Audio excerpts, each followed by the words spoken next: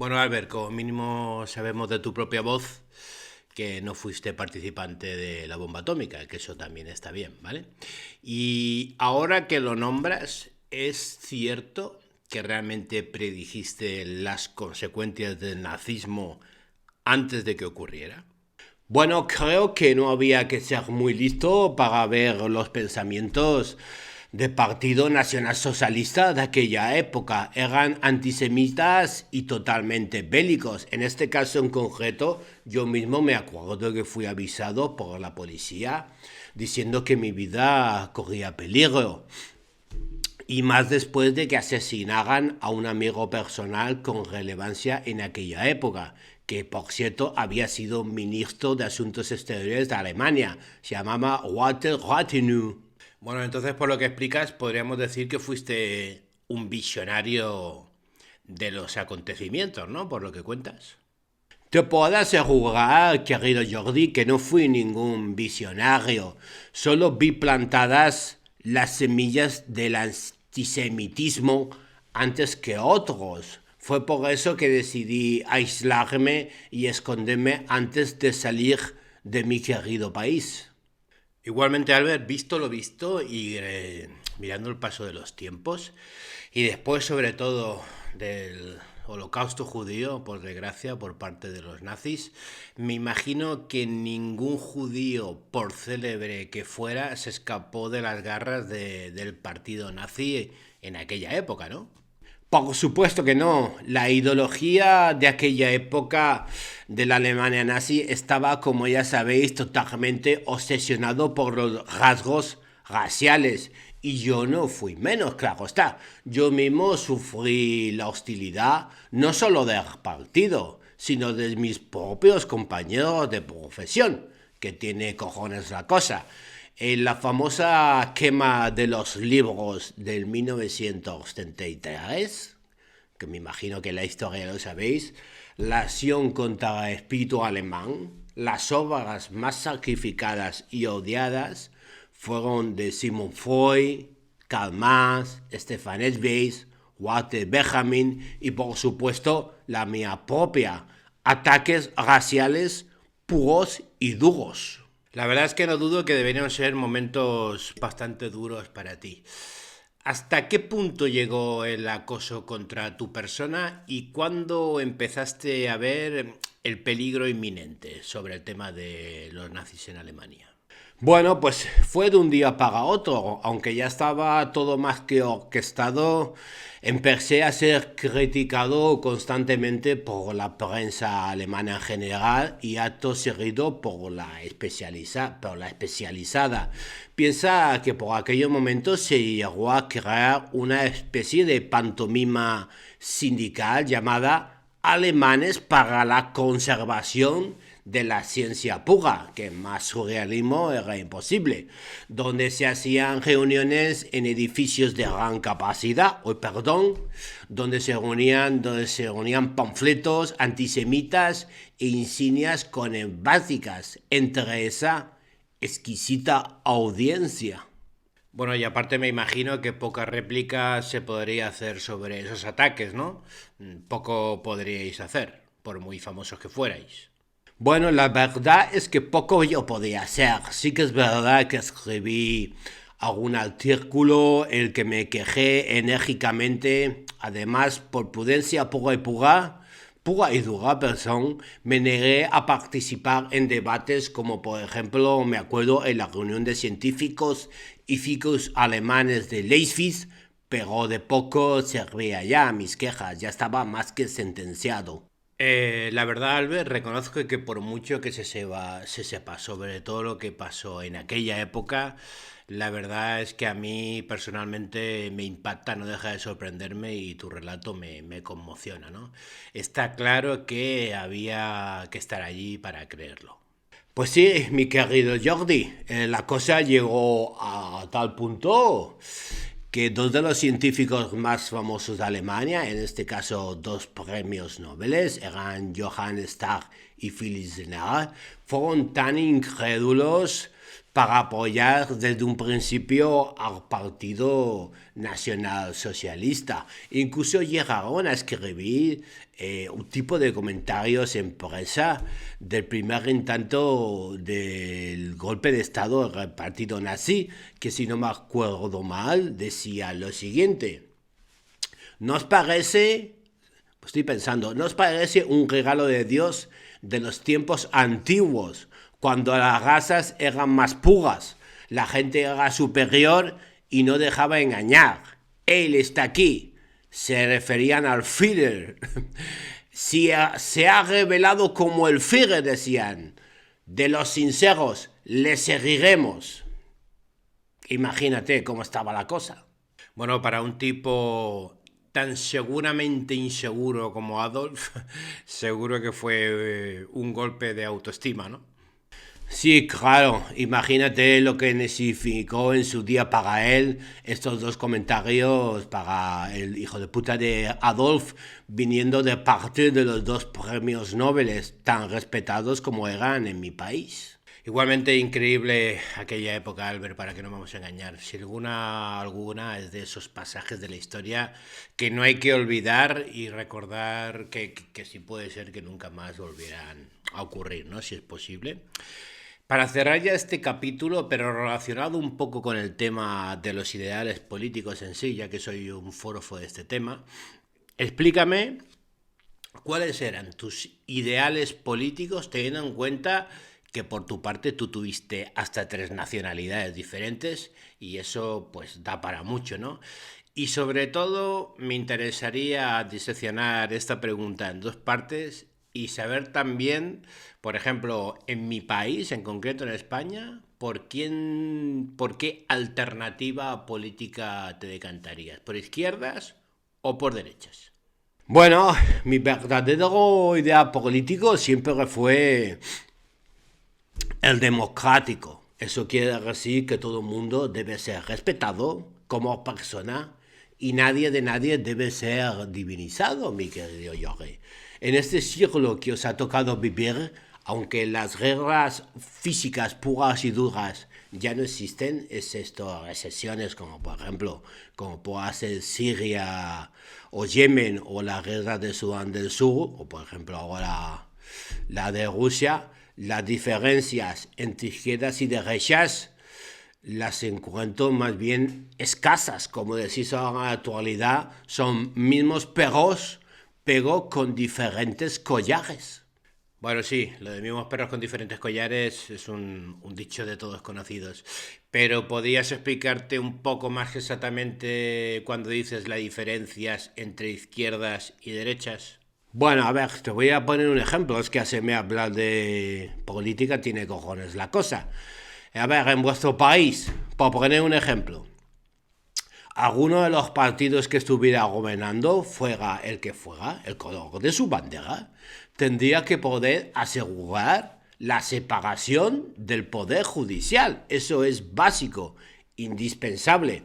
¿Cómo es posible, Jordi, que en pleno siglo XXI gane el partido que gane, ese mismo partido pueda elegir a los jueces de turno a dedo? Si eso es democracia, que baje Dios y lo vea. ¿Es posible que un juez puede ser equitativo y justo cuando puede que sus futuras decisiones dependan del sustento y de su familia? Eso es imposible. A partir de ahí, si querés, seguimos hablando de política, pero aparte que no me apetece, lo importante que sepáis que Adolf Hitler hacía lo mismo con jueces de turno y de eso hace ya 88 años y no me suena que haya pasado a la historia como un gran demócrata. Bueno, la verdad es que interesante reflexión que por cierto comparto al 100%, os he dicho.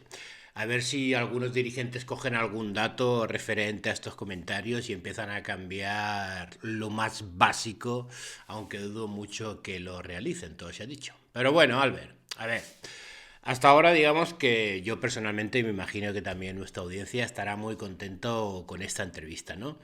Pues está respondiendo con mucho sentido común, y también con mucha sinceridad, ¿no?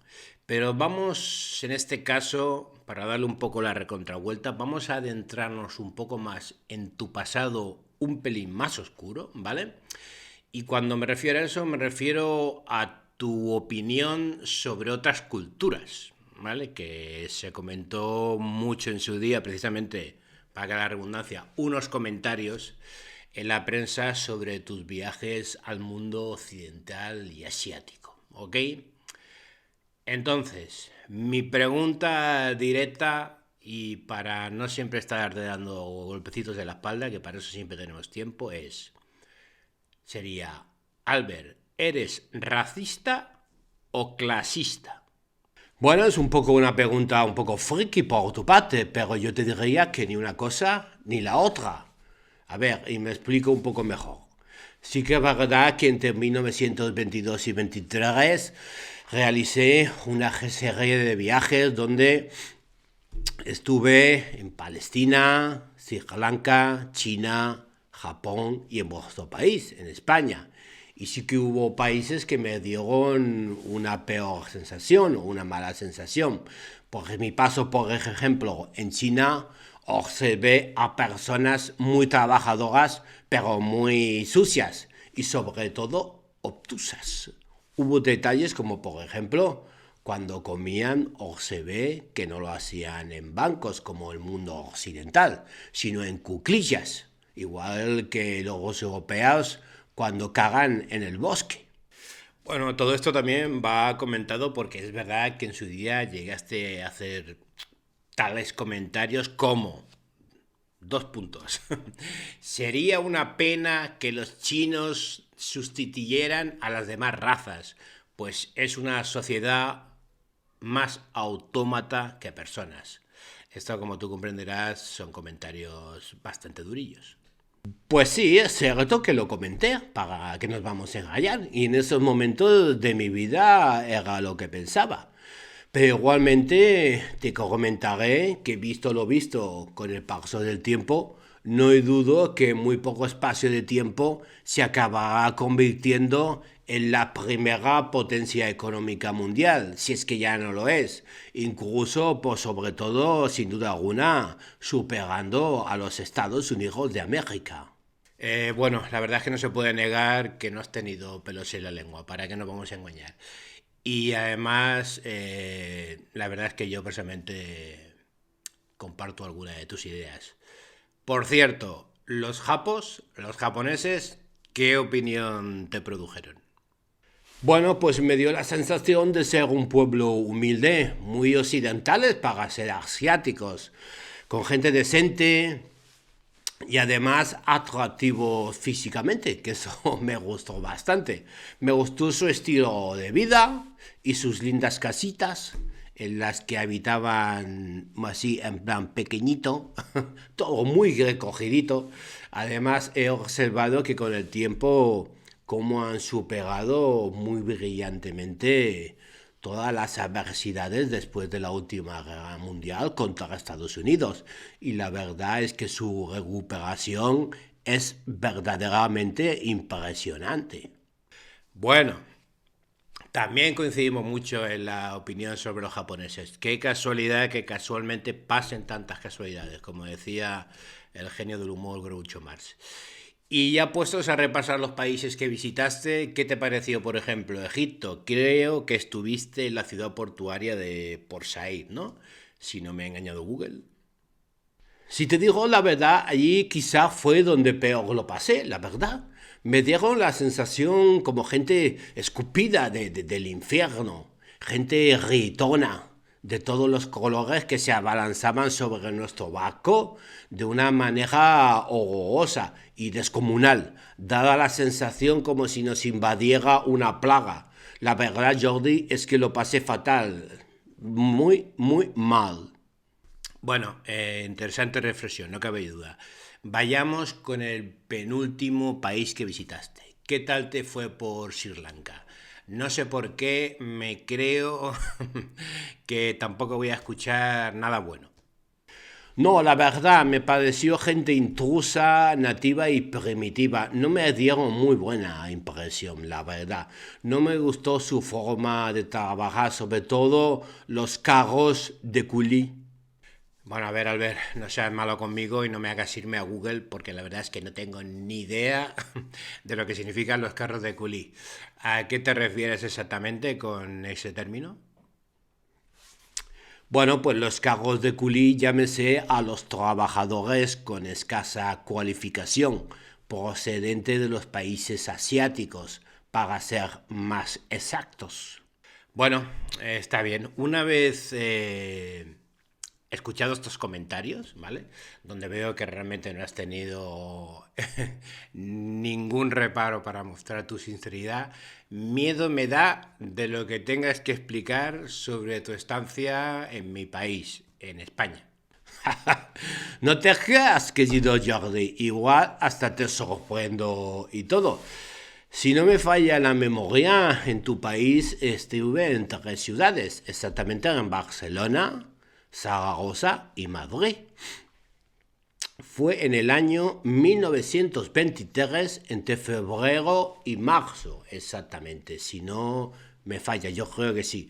Pero me atrevería a decirte, querido Jordi, que la visita a tu país, a España, fue la más gratificante y extraña al mismo tiempo, ya que fue donde más a gusto estuve, sin duda alguna, y donde mejor me sentí, pero tuve la extraña sensación de que los españoles de la sociedad de entreguerras no se enteraron mucho ni de la misa a la mitad de mis conferencias, pero las anécdotas fueron muchas y variopintas. Pues nada, venga Albert, vamos, seguro que en esta parte de la entrevista será aún más interesante para nuestro público en España y el público latino en general. Bueno, pues acepté una invitación de vuestros físicos más famosos de la época, un tal Esteban Terradas y el matemático Julio Rey Pastor. Me ofrecieron 7.000 pesetas, si no me acuerdo malamente de la época, por difundir diversas charlas en Barcelona, Zaragoza y Madrid. Por aquellos entonces ha de tener en cuenta que era una muy buena suma económica, pues era la equivalencia de 2 años de salario de un profesor universitario de aquella época. Por lo tanto, acepté sin pensármelo. Mi primera parada fue en Barcelona, procedente de Francia, el 21 de enero, si no me falla la memoria. La primera anécdota fue un fallo garrafal por mi parte, ya que cometí el error de no avisar en el tren que llegaba. Así de despistado era yo para aquellos entonces. Y claro, como fue normal, no vino allí ni Cristo. Entonces, y teniendo en cuenta que para aquellos entonces yo ya era una celebridad mundial, pues fue un poco desconcertante, pero divertido a la vez.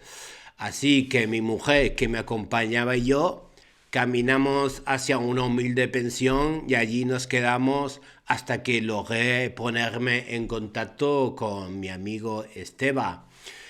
En mi primera conferencia en Barcelona, del aproximadamente centenar de personas creo yo que concurrieron al evento, creo que quizás una docena de ellos adivinó algo a base de esfuerzos de lo que yo estaba diciendo y el resto tengo claro que no entendió nada de nada.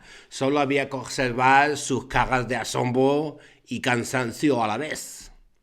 Hombre, Albert, hay que pensar que realmente eres un avanzado a tu época, ¿no? Pero por lo que me he estado informando antes de la entrevista, la mayoría de invitados de estas conferencias eran ilustres catedráticos, ¿no? ¿Me dices exactamente que nadie de nadie se enteraba de nada? Pues sí, no se enteraban de nada, pero en defensa de mis colegas diré que mi ponencia trataba de explicar mi teoría de la relatividad general que sostiene el espacio-tiempo, por tanto, entiendo que nadie se enteraba mucho de mis palabras. También es de reconocer, Jordi, que en aquella época mi sola presencia, tal como la ves ahora, combinada con mi apariencia, ¿no? Tal como me estás viendo ahora, dejaba atónito a cualquiera. Por tanto, no se lo tengo en cuenta para que no vamos a engañar. Pero también te diré que tengo que agradecer al público de la sala el clamor y los aplausos cuando terminaba mis ponencias.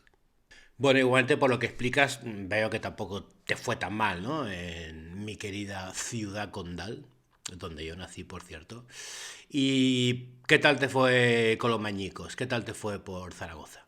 Bueno, pues no muy diferente a Barcelona. Un público educado, pero que tampoco entendía una mierda de lo que yo exponía. Se notaba también en sus caras. Allí sí que tuve una anécdota divertida en un restaurante céntrico de la capital aragonesa, en Zaragoza. Después de atiborrarme de comida y bebida, la sorpresa mayor fue a la hora de los postres, donde me obsequiaron con una rondalla, o así lo llamaron ellas. Dos chicas jóvenes bailando me obsequiaron con su vago y armonioso himno Irmotar. Sí, la verdad es que es un baile bonito, es emocionante. Y cuando lo bailan, la verdad es que me emocioné. ¿Cuál fue tu reacción ante la sorpresa del baile? Bueno, pues mi reacción fue levantarme de mi asiento y abrazar a una de ellas. Acto seguido la besé en la frente con un gesto totalmente paternal, ¿eh? No os penséis cosas raras. Aún conservo en mi memoria las fotos que me hice con ella sentada en mi regazo. Me imagino que en alguna hemeroteca de algún periódico tendrían que estar, no lo sé. Bueno, la verdad, Albert, es que estaba mirando las hemerotecas mientras me comentabas esto y estabas celebrando allí tu cumpleaños. Eso quiere decir que estabas allí el 14 de marzo de 1923, para ser más exacto. Aparte, te comento de todas las anécdotas que hubo, se destaca una, sobre todo la prensa escrita de la época, que dice que en una de tus conferencias pues dibujaste una de las fórmulas en una pizarra, ¿no? Que luego al final de abajo, digamos como hiciste como un pequeño autógrafo, ¿no? Alegando el regidor universitario de la época lo que se puede decir que era como una reliquia pues a las fechas de entonces, ¿no? Porque para que las generaciones venideras pues lo pudieran contemplar, ¿no? Lo que quizás creo que no sabes es que esa pizarra desapareció. No sé si se sabe, en la guerra, en una mudanza o quizá está olvidada en algún sótano. La verdad es que todavía a día de hoy está sin aparecer. No quiero ni pensar, Albert, el valor que podría tener hoy en día esa pizarra en una subasta. Pues ahora que lo dices, sí, estábamos celebrando mi cumpleaños número 44. Y respecto al valor de la pizarra, pues sí es posible que, como dices tú, ahora fuera una pieza de subasta, no tengo duda. Aunque también recuerdo que en un diario local publicaron una viñeta que me la explicaron, que me hizo bastante gracia. Era un panfleto humorístico que un hijo le decía a su padre: papá, papá, ¿hay alguien más sabio que Einstein? Y el padre respondió: sí, claro, hijo. Y el hijo vuelve y pregunta: ¿y quién es, papá? Dice: pues aquel que lo entienda, porque no se le entiende una puta mierda. Pues es que no haga mucha gracia, pero en su día fue una viñeta humorística importante. Por cierto, en mi país natal, en Alemania, hace frío, pero en Zaragoza, hijo mío, en febrero y marzo, parece que lo fabriquen allí mismo.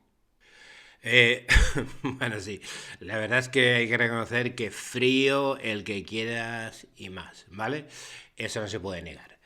Pero bueno, ya para acabar un poco tu andadura por España, explícanos qué tal te fue por Madrid, la capital del reino.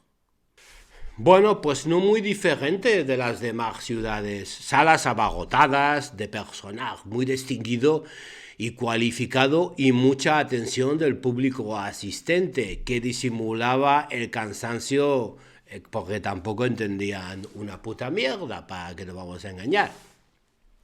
Para que te hagas cuenta de cómo era también la España de entonces, para ponernos en circunstancia, me recuerdo como si fuera ayer mismo que paseando por una de las principales calles madrileñas, una vendedora de castañas, se llama castañas, ¿verdad? Reaccionó a mi imagen y gritó con mucha exclamación: ¡Viva el inventor del automóvil!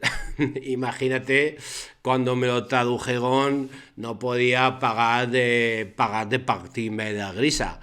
Aunque pasados unos minutos ya pagué, ¿no? Pero fue una divertida anécdota. En términos generales, por lo que te estoy diciendo, era como si todo el mundo me reconociera, pero nadie sabía a ciencia cierta lo que yo hacía exactamente. Creo que me trataron más como un artista latino que como un pensador científico, la verdad. Pero la verdad es que recuerdo muy buenos recuerdos de tu estancia y visita a tu país, España.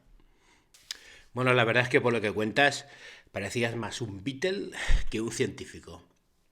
Pero hay que tener en cuenta que, como tú bien has comentado, que la información que había antes no era tan abundante como tenemos en los tiempos actuales, ¿no? Pero bueno, era lo que había. En este caso, Albert, ya hemos repasado un poco tu vida, tus opiniones y sobre todo, pues cómo ves un poquito el mundo actual, ¿no? Que la verdad es que muy bien. Pero antes de acabar, hay un tema que me gustaría preguntarte y que me des sobre todo tu punto de vista científico y humano a la vez, ¿no? En este caso hablamos de la Agenda 2030, el famoso cambio climático que se está debatiendo mucho ahora, ya que sobre todo para que lo tengas en cuenta, que seguro que lo tienes, para el mundo occidental se está convirtiendo en un verdadero problema y al mismo tiempo genera todo tipo de debates y a veces hasta ansiedades. Bueno, como pregunta final, Jordi, no está nada mal, pero me tendría que extender mucho. Y no sé yo si tendremos tiempo suficiente.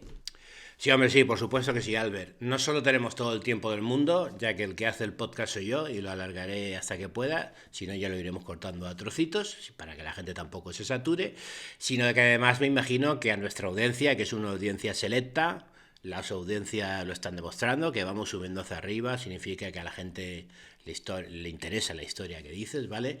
Creo que a la gente le interesará mucho, quizás en el aspecto de que lo que un científico adelantado a su época como tú pueda opinar sobre ese tema en concreto. La verdad es que como director y guionista del programa y presentador puedes explayarte todo lo que quieras y más. Tienes carta blanca.